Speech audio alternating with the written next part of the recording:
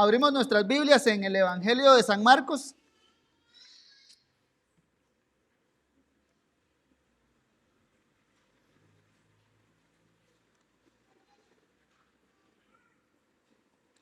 Evangelio de San Marcos, capítulo 13.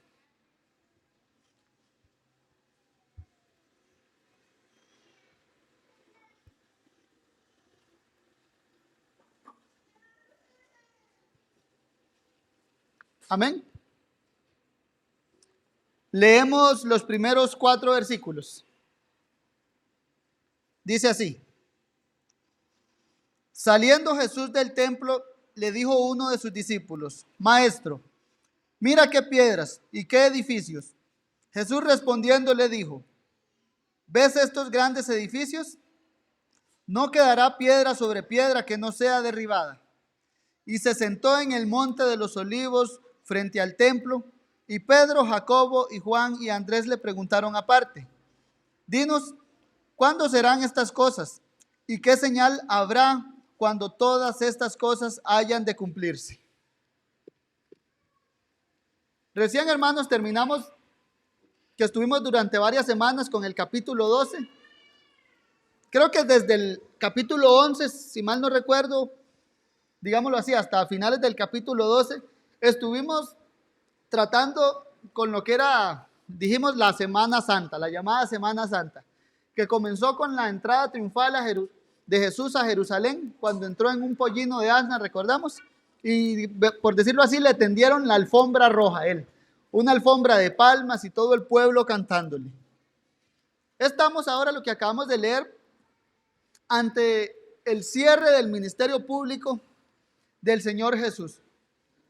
Lo podemos ver de esta manera: estamos ante el último sermón que el Señor Jesús predicó mientras enseñaba en el templo. Estamos, por decirlo así, mis hermanos, ante casi que las últimas palabras del Señor Jesús antes de su muerte. Digo casi porque siguió enseñando más, y creo que lo que podemos decir más puntualmente, ¿cuáles fueron las últimas palabras del Señor Jesús antes de su muerte, o su última voluntad antes de morir? Está descrito en la narrativa de lo que es de la institución de la Cena del Señor. Pero aquí estamos como ante esos eventos, ante los últimos eventos, las últimas palabras que el Señor Jesús le dejó a su iglesia a pocos días de su muerte. Antes de empezar a ver los textos que acabamos de leer, me parece pertinente hacer una breve introducción a lo que vamos a ver de aquí en adelante, sobre todo en este capítulo. Uno, estamos, veámoslo así, mis hermanos, en un sermón del Señor Jesús de contenido, por llamarlo así, tipo apocalíptico. ¿A qué me refiero con eso? ¿Qué es esto de contenido similar a un apocalipsis? Veámoslo así. Los escritos apocalípticos como tal eran escritos que surgieron como en la época del cautiverio, cuando el pueblo fue cautivo, recordamos, por Babilonia, después llegó Grecia, y digamos que en ese contexto el pueblo de Israel empezó a escribir mucha literatura llamada así, apocalíptica. ¿Para qué? Para que ellos mismos en tiempos de tribulación, digámoslo así, obtuvieran consuelo o pudieran entender lo que Dios estaba haciendo en medio de ellos. Son escritos cargados de mucho simbolismo, de muchas figuras, veámoslo así, hasta fantásticas, traen visiones, sueños, nos muestran, no sé, a X personaje en trance.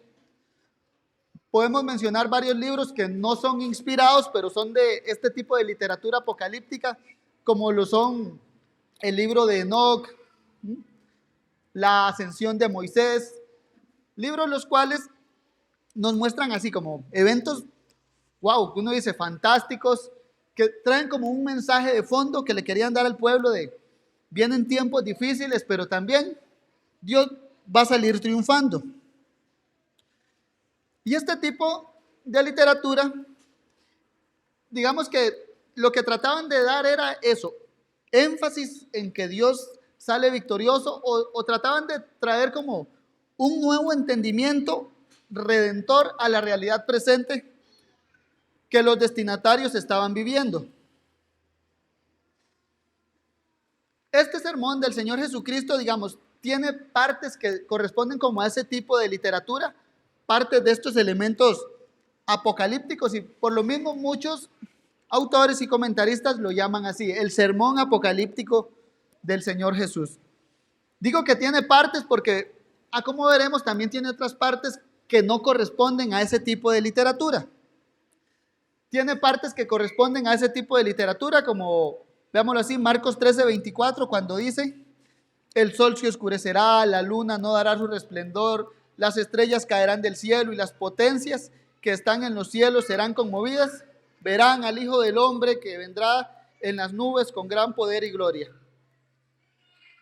Pero tiene otras partes que también son más, por decirlo así, más directo, más de mandamientos, como cuando el Señor les dice: velad pues, porque no sabéis cuándo vendrá el Señor.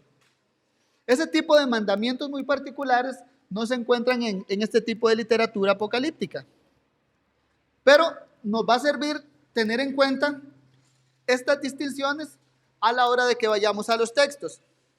Algunas consideraciones que debemos tener también en cuanto a los próximos estudios que vamos a hacer. Uno, es que el tipo de literatura, mis hermanos, no funciona en sí misma como lo que es la demás profecía.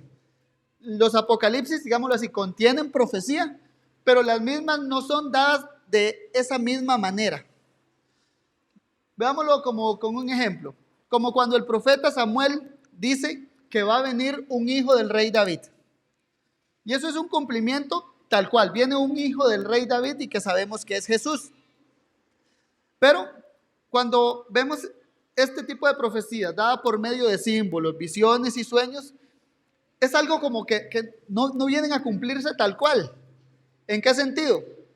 Como cuando Apocalipsis nos habla, por ejemplo, de un dragón que tiene N cantidad de cabezas y N cantidad de cuernos. No viene a cumplirse eso, digamos, de manera literal, con un dragón literal, con cuernos literal, con cabezas literales. Este tipo de discursos siempre tratan de centrarse entonces en realidades presentes iluminadas por un clímax futuro, por un evento futuro. Digámoslo así, se utiliza un futuro, fin del mundo, para explicar tanto el pasado como el presente o la cercanía de algo que un pueblo está por experimentar. También este tipo de literatura presenta cierta tensión en cuanto a cercanía o lejanía de los eventos. Otro ejemplo con el libro del Apocalipsis, el mismo fue escrito para 7 iglesias en Asia Menor. Ahí está la lista de las mismas. Más entendiendo que este tipo de literatura viene a iluminar una realidad presente a la luz de la historia redentora futura, vemos eso, que hay esa tensión entre lo cercano y lo lejano referente a esas 7 iglesias, como por ejemplo, cuando lo que se le escribió a esas 7 iglesias es vinculante todo para las mismas, pero cuando uno llega a cierta parte, uno ve que hay cierta tensión con eventos cercanos y lejanos, como ¿por qué? El fin del milenio, la resurrección de los muertos, cosas que las mismas no se llevaron a cabo en esas 7 iglesias ahí, en Asia Menor. Similar a lo que vamos a ver en nuestros textos, es un texto en el cual el Señor Jesús nos viene a describir la caída de Jerusalén, pero por otro lado nos enfoca eventos futuros que nos hablan de la venida presencial de Cristo a este mundo. Entonces, este sermón de Marcos, mis hermanos, tiene esas características de textos exhortativos, textos apocalípticos, textos que hablan de eventos cercanos, textos que más bien están señalando a eventos lejanos, y todos están dados en como en un solo pack, donde a veces cuesta mucho entrar como a hilar o a partir de esto sí es cerca, esto no, y tiene sus ciertas dificultades a la hora de abordar el mismo.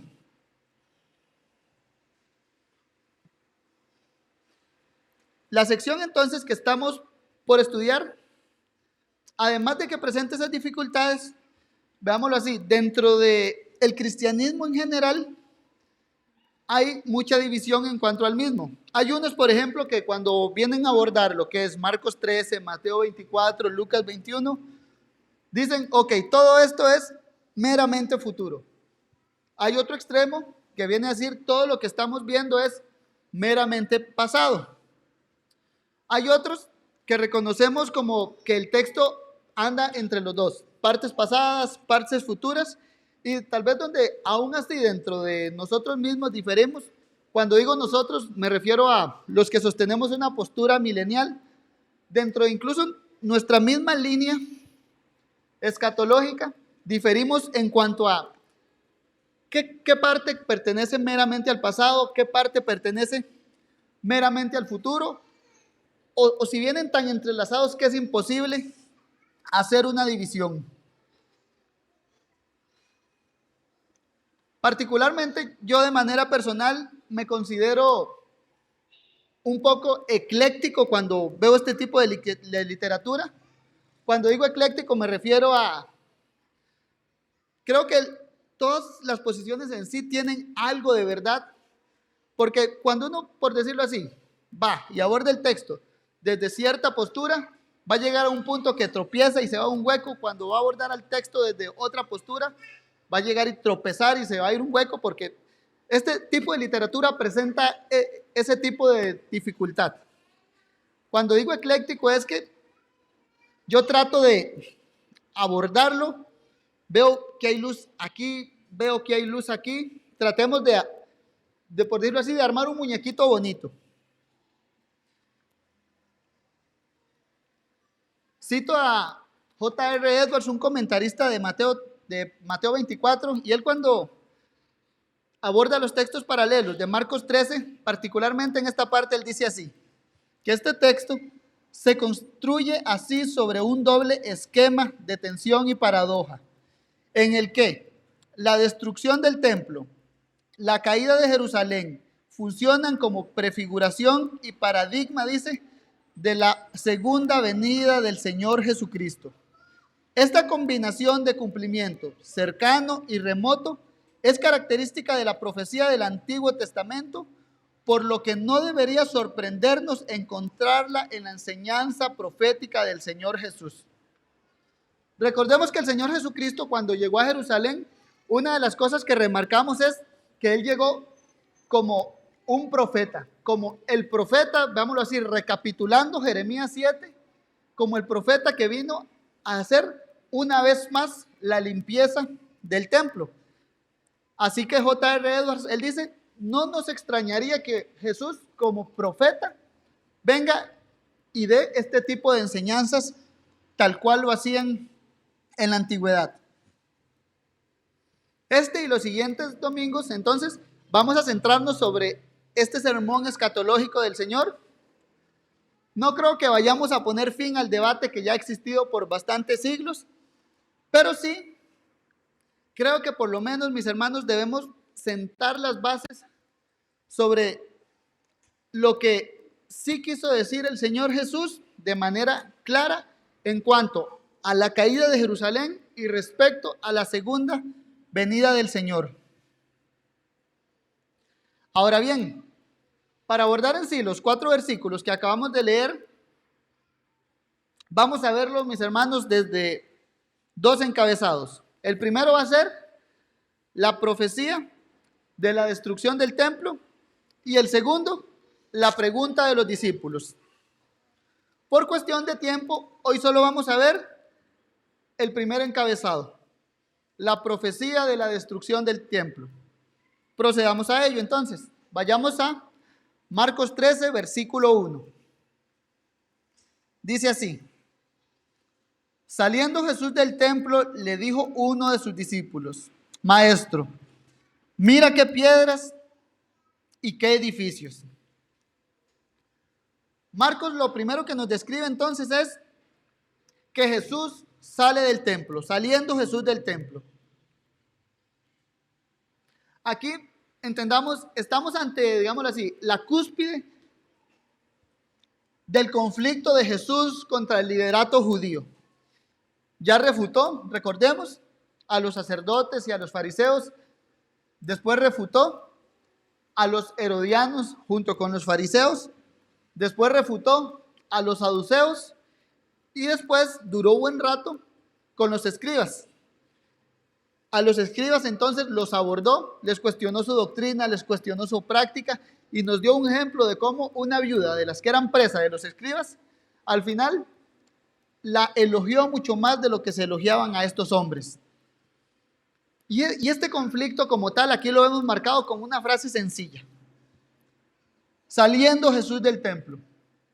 Esta sección inició con Jesús entrando al templo en en Marcos 11. Marcos 11:1 decía, cuando se acercaban a Jerusalén junto a Betfagé y a Betania, frente al monte de los olivos. Recordemos que esta era una imagen que evocaba Dios mismo como en el antiguo pacto, posándose sobre el monte de los olivos, con miras ¿a qué? A ir a su templo en Jerusalén. Ezequiel 11:23 decía, y la gloria de Jehová se elevó en medio de la ciudad y se posó sobre el monte que estaba al oriente de la ciudad. Esto es el monte de los olivos.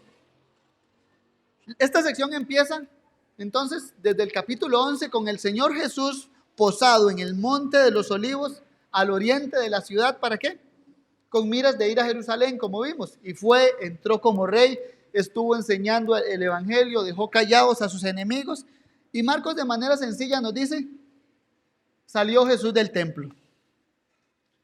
Y esto entendámoslo como ya para nunca más volver a entrar. Y esto en el sentido de que Dios mismo llegó al templo, llegó a su morada, y sencillamente lo que pasó ahí fue que Dios sale del templo. Dios sale de su morada y con un fin es nunca más la presencia de Dios iba a estar en ese templo. De esta manera es que se manifiesta el juicio de Dios sobre el liderato de ese pueblo, sobre los fariseos, sobre los saduceos, sobre todo el Sanedrín.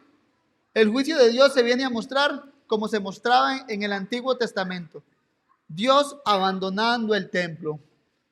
Como lo decía el profeta Samuel, o como nos lo dejó narrado, llegó Icabod sin gloria. Ya el templo se quedó sin gloria. ¿Cuándo quién? Cuando aquel que dice Juan, y vimos su gloria, gloria como unigénito del Padre, abandona ese templo y quedan sencillamente paredes vacías sin la gloria de Dios en él.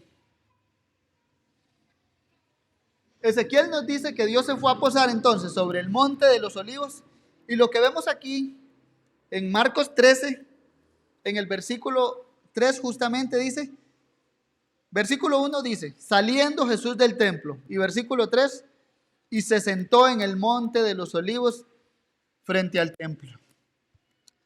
De manera similar entonces a la profecía del Antiguo Testamento, la gloria de Dios se fue del templo, y eso evocaba algo, mis hermanos, evocaba que el juicio iba a venir sobre tal nación.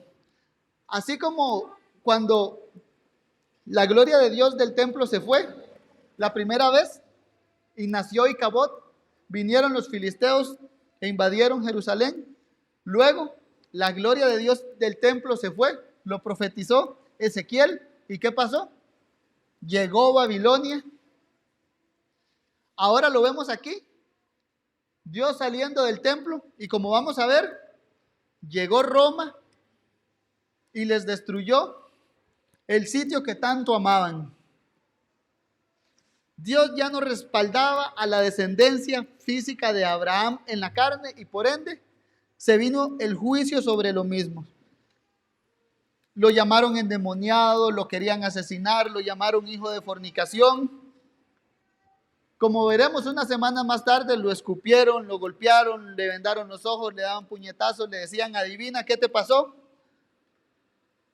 Pero como veremos, lo que dice el Salmo 110 de siéntate a mi diestra hasta que ponga a tus enemigos por estrado de tus pies, es lo que el Señor va a profetizar aquí cuando el Señor mismo puso a los enemigos de Jesús por estrado de sus pies. Ahora bien, viendo esto entonces, que la salida del Señor del templo evocaba juicio, pasemos a lo que dicen los siguientes textos. Saliendo Jesús del templo, le dijo uno de sus discípulos, Maestro, mira qué piedras y qué edificios. Aquí los discípulos, dámoslo así, están invitando al Señor Jesús a que se maraville. A que se maraville por ver unos ladrillos. Es eso. Mira qué piedras y qué edificios. De tantas veces que Jesús entró y salió del templo junto con sus discípulos, parece, no sé, que ya sea que el Señor como que no le daba mucha pelota al templo, o que tal vez ellos ya estaban algo sorprendidos porque anteriormente el Señor les había dicho en Mateo 23, su casa o será dejada desierta o será dejada desolada. Algo que llama la atención es esto, Maestro, mira, es como un guau, eso va cargado de esta emoción de guau, Señor, mira qué templo y qué piedras. Jesús anteriormente había llamado a sus discípulos a que ellos dijeran guau, digamos de una manera similar, cuando que les dijo, vean a la viuda, vean cómo esta viuda da todo lo que tiene. El Señor vio a la viuda ofrendando y dijo, reunió a sus discípulos para que comprendan lo que tienen ante sus ojos. Aquí digamos que como que a los discípulos se les ocurrió, enseñémosle algo al Señor también. Y ahora sí ellos le quieren dar una enseñanza de la arquitectura, de cómo es el templo. Mira qué piedras y qué edificios. Dice Lucas 21 de esto mismo, y unos que hablaban que en el templo estaba adornado de hermosas piedras y ofrendas votivas. Eso entendamos ofrendas votivas como regalos lujosos. Es como dicen, mira qué piedras, ya qué piedras preciosas. Seguro en un lugar, veámoslo así, que aparentaba ser caro. Es como que esté cargado de oro, plata, no sé, diamantes, todo tipo de piedras preciosas. Señor, mira, wow, qué piedras y qué edificios. Y los discípulos entonces llaman al Señor a eso, a que vea esa construcción particular. Decían los rabinos de la época que el que no había visto el templo de Herodes nunca había visto un edificio hermoso en toda su vida. El historiador judío Flavio Josefo, él dice, el exterior del edificio no necesitaba nada que pudiera asombrar ni a la mente ni a los ojos. No necesitaba que se le agregara algo más, dice Josefo. Ya era sumamente bello. Para maravillarnos, nada más ve el templo y usted dice, esta cosa no necesita nada más. Y a este lugar es el que los discípulos entonces le dicen, Señor, mira qué templos, mira qué edificios. Era un lugar, mis hermanos, para entender las dimensiones, enorme. Josefo mismo nos dice que medía 325 metros de ancho y 500 metros de largo. Para entenderlo, varias cuadras del centro de Alajuela, 3 cuadras por un lado y 5 cuadras por otro. Imagínense ese semejante cuadro que debe ser. Y estos discípulos entonces llaman a Jesús a maravillarse de esto, de estas sorprendentes piedras, de este lugar tan hermoso, tan bello, porque ellos mismos estaban maravillados de seguro salir del templo y, wow, ¿qué es esto? Otra vez, otro día estamos aquí, wow, qué buenas piedras. Y tal vez el Señor concentrado en predicar el evangelio y ellos, mira qué piedras. A lo que el Señor entonces responde, versículo 2, Jesús respondiendo le dijo, ¿ves estos grandes edificios? No quedarás piedra sobre piedra que no sea derribada. Jesús les dice entonces que por más bonito, que por más adornado que fuera el templo, no lo iba a salvar de su destrucción. No quedará piedra sobre piedra. Ellos dijeron, mira qué piedras y qué edificios, y el Señor le responde, no quedará piedra sobre piedra. Ellos le dicen, Señor, mira estas piedras y mira estos edificios, y el Señor les dice, véanlos, porque ya no los van a ver más. Él les dice, ¿ves estos grandes edificios? No quedará piedra sobre piedra. Es un doble llamado a ver. Ellos empiezan, Señor, mira estas piedras. Y el Señor lo que les dice es, véanlas, si tanto les gustan, véanlas, porque ya dentro de poco no van a existir. La limpieza del templo que comenzó en el capítulo 11, la maldición de la higuera de ese mismo capítulo, veámoslo así, mis hermanos, ahora se tornan de manera explícitas y tangibles cuando el Señor le pronuncia esto. No quedará piedra sobre piedra. La falta de fruto de la higuera va a ser juzgada. El Señor maldijo a la higuera, la misma se secó. Ese lugar infructífero donde ni siquiera los gentiles podían ir a orar porque era un mercado, entonces no va a quedar piedra sobre piedra. Estos discípulos tenían ante sus ojos al Señor Jesucristo, entendamos algo. Tenían ante sus ojos a aquel que dijo de sí mismo, pues yo os digo que uno mayor que el templo está aquí. Y estos hombres, veámoslo así, debían estar maravillados por eso, por tener a Jesús, por tener a uno mayor que el templo delante de ellos. Mas ellos como que todavía tenían como ese velo y estaban más maravillados por los ladrillos adornados que por tener a Dios mismo con ellos. Si tanto les gustan los ladrillos, les van a ser destruidos y va a venir algo mejor. ¿Por qué? He aquí uno mayor que el templo. Debido a que uno mejor que el templo ya está en escena, debido a que el tabernáculo de Dios apareció entre los hombres y ya salió del templo, ese templo entonces es inservible y por ende lo que le espera es, no quedará piedra sobre piedra. Su hora ha llegado. Jesús como profeta predice una vez más que el templo se veía desolados. Ya en otras ocasiones los profetas predecían juicios sobre Jerusalén, juicios sobre el templo, y llegaba. Y Jesús entonces no es la excepción a la norma. Como el profeta de Dios, como la máxima revelación de Dios, viene y dice que el templo va a ser desolado, que no va a quedar piedra sobre piedra. Y como lo vamos a ver, mis hermanos, esto se cumple cuando el general romano Tito entonces invade Jerusalén. Miqueas 3:12 ya lo había dicho con anterioridad, y llegó Babilonia. Miqueas dice, por eso, por culpa vuestra, Sión será arada como un campo, y Jerusalén vendrá a ser montones de ruinas, y el monte del templo como oteros de bosque, como piedrita regada, como maderita esparcida por todos lados. Y ahora el Señor, de muy similar, les dice, no les va a quedar nada. Jeremías dice también, capítulo 26, verso 6, y yo pondré esta casa como Silo, vacía, y esta ciudad la pondré por maldición a todas las naciones de la tierra. Vino Babilonia, y se dice en el libro de Lamentaciones que todo el que pasaba por Jerusalén decía un proverbio de la pobre, la desolada, que no querían ser como ellos.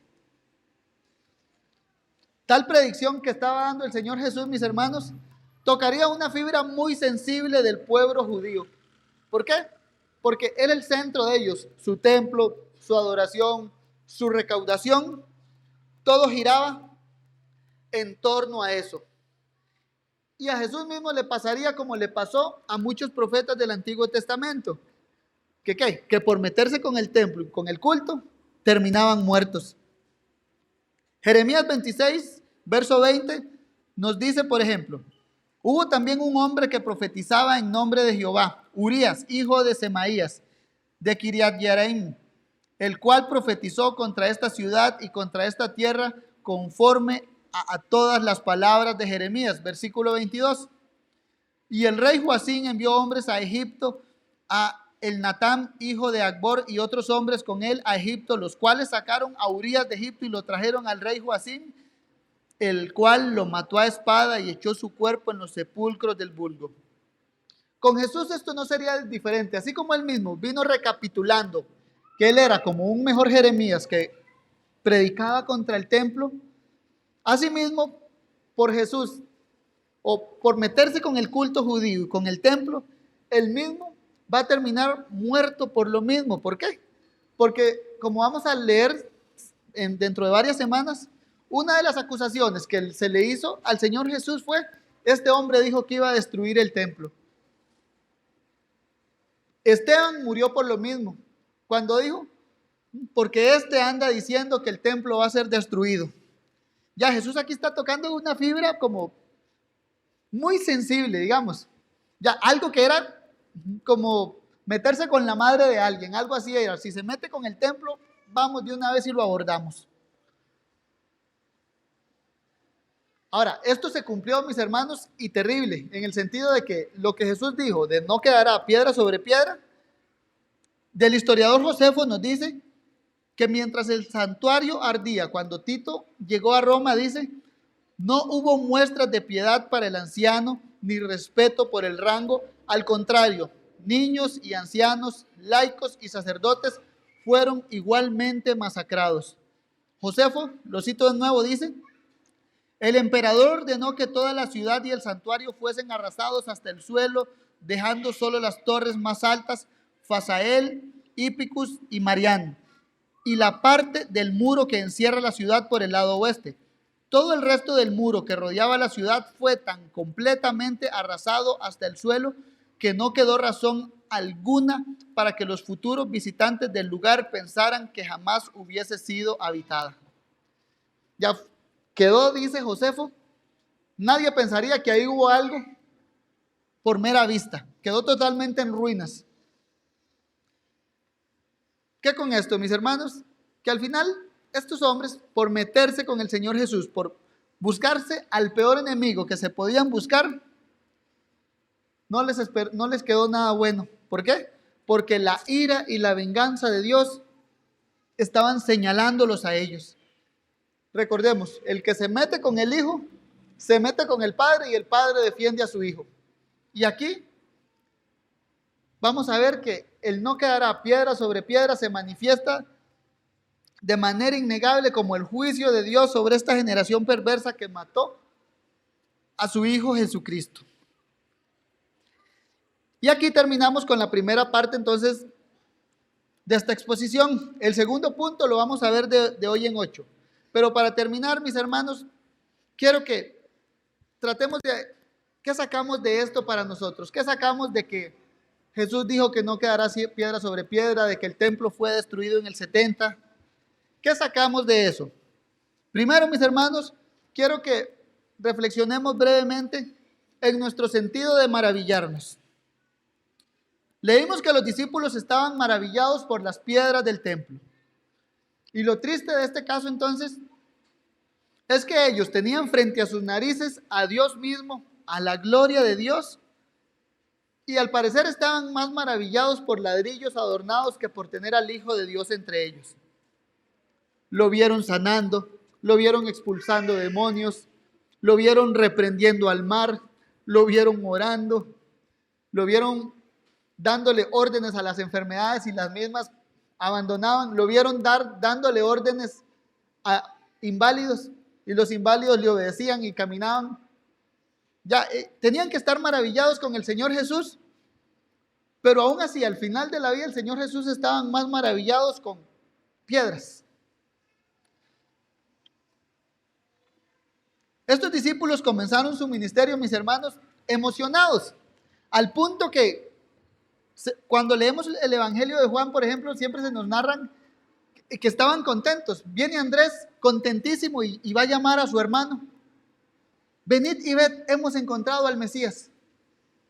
Y así se nos narran varios ya, de que esa emoción de ver al Mesías era contagiosa. Pero al final lo vemos como que algo pasó y ¿no? Mira qué piedra, Señor. Ya como que perdieron esa capacidad de maravillarse por tener a Cristo, de haber encontrado el Mesías. Y ya llegan al punto que, Señor, mira, maravíllate con estas piedras. Ahora, ¿qué con esto? Que esto tristemente, mis hermanos, nos puede pasar a nosotros. Nos puede que nos acostumbremos tantos a Cristo y al cristianismo en general, que lleguemos al punto que dejemos de maravillarnos por las cosas que inicialmente nos llevaron al cristianismo. Pienso tristemente que esto nos puede pasar a nosotros y es un peligro. ¿Por qué? Porque las personas acostumbradas a ser cristianos, en cierta medida, digámoslo así, son personas que han dejado de creer y por como han dejado de creer, ya no se maravillan. ¿Por qué? Porque sus sentidos espirituales están apuntando hacia otro lado y no a Cristo. El autor de Hebreos nos da una descripción de cómo debe ser la vida cristiana. Puesto los ojos en Jesús, el autor y consumador de la fe. Pero cuando nos acostumbramos a eso, no nos damos cuenta cuando lentamente, de tener los ojos puestos en Jesús, el autor y consumador de la fe, milímetro a milímetro, cuando nos damos cuenta estamos maravillados con los ladrillos y totalmente desviados de cómo empezamos. ¿Y esto pasa por qué? Veámoslo, por la incredulidad y el costumbrismo. Nos acostumbramos siempre a lo mismo. Nos acostumbramos a que sea algo normal ser cristiano. Y el primer punto, hermanos, es esto, que ser cristiano no es normal. De hecho, es algo sobrenatural. ¿Por qué? Porque lo normal es que el hombre en su pecado rechace a Cristo, desprecie el evangelio, ya le entra por un oído, le sale por otro. Eso es lo normal. Y lo sobrenatural o lo anormal a eso es que la gracia de Dios irrumpa en el corazón de un hombre y le dé vida entre los muertos. Y a eso es lo que lo maravilla a uno. Ahora, la triste de esto es que hay pecado en nosotros, está el pecado remanente.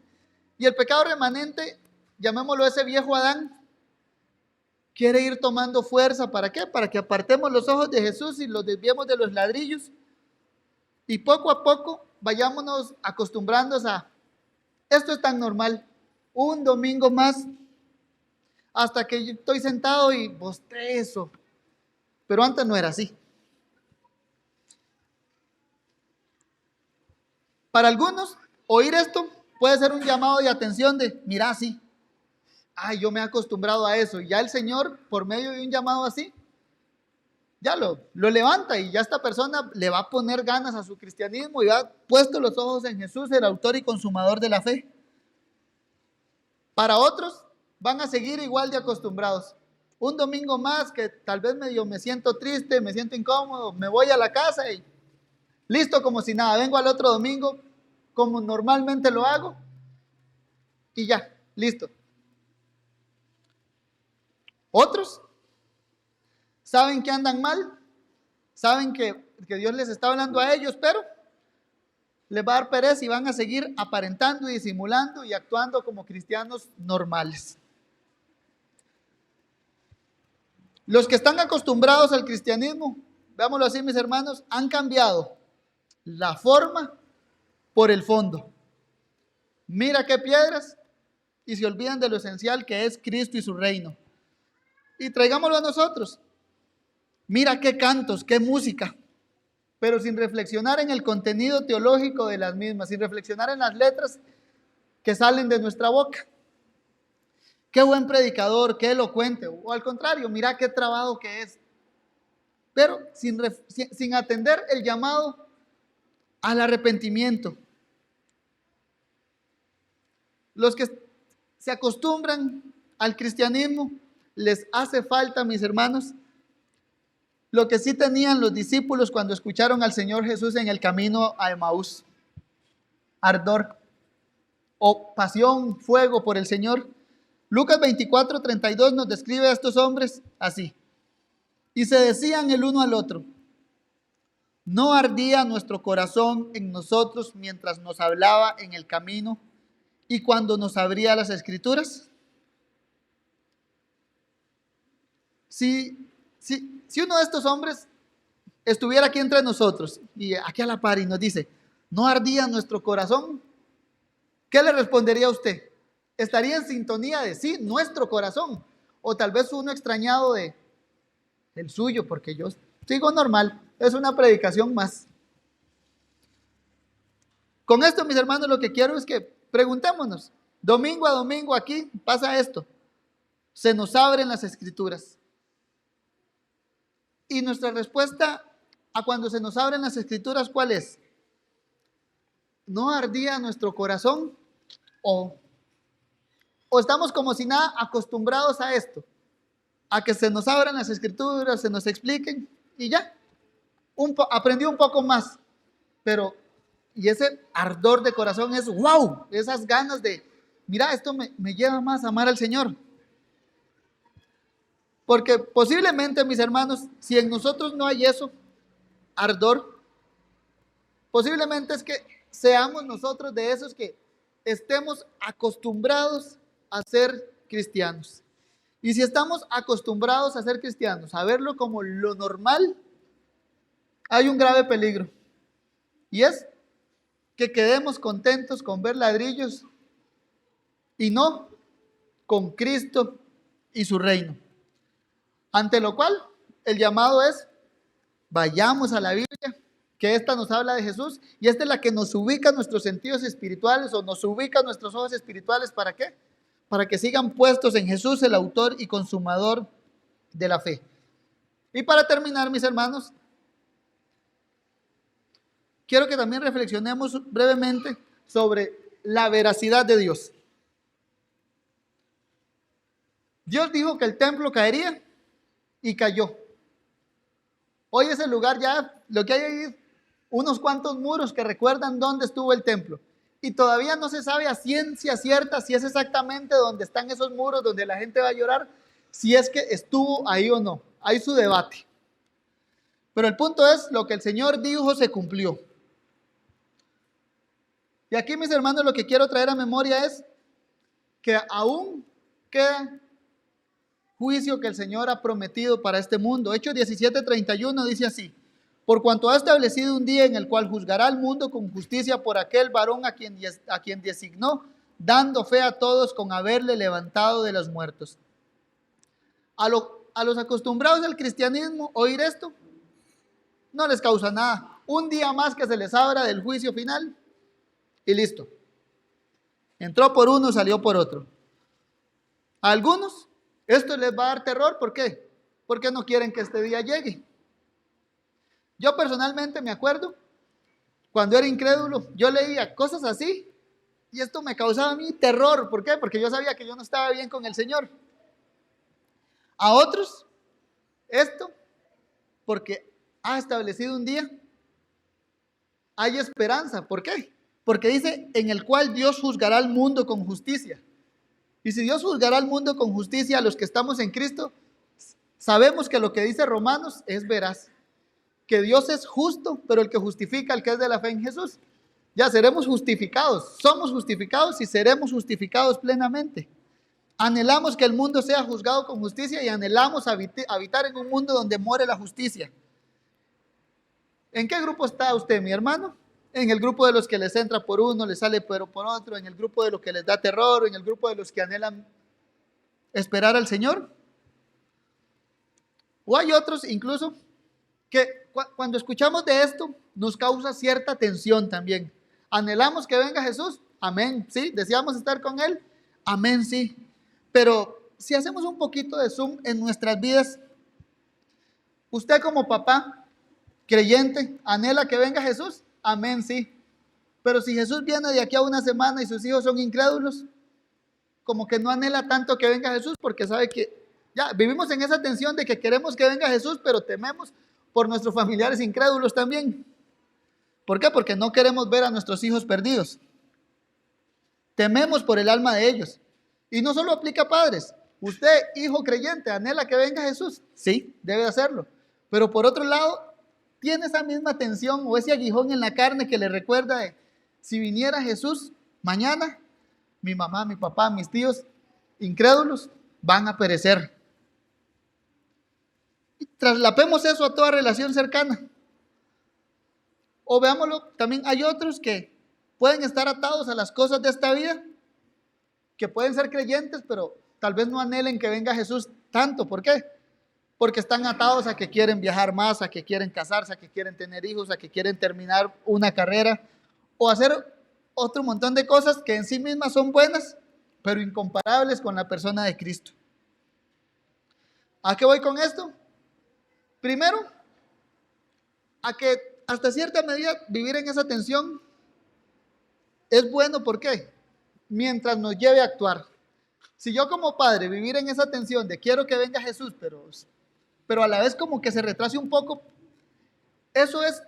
nos debe motivar ¿a qué? A que nosotros desgastemos nuestras vidas hablándole el evangelio ¿a quiénes? A nuestros seres cercanos, a esos que no queremos que se pierdan cuando venga Jesús. Hijos, padres, madres, vecinos, compañeros de trabajo, etcétera. Si queremos que venga Jesús, amén, sí, y que ellos estén del lado de los que esperan a Jesús. ¿Y eso por qué? Porque dije, meditemos sobre la veracidad de Dios.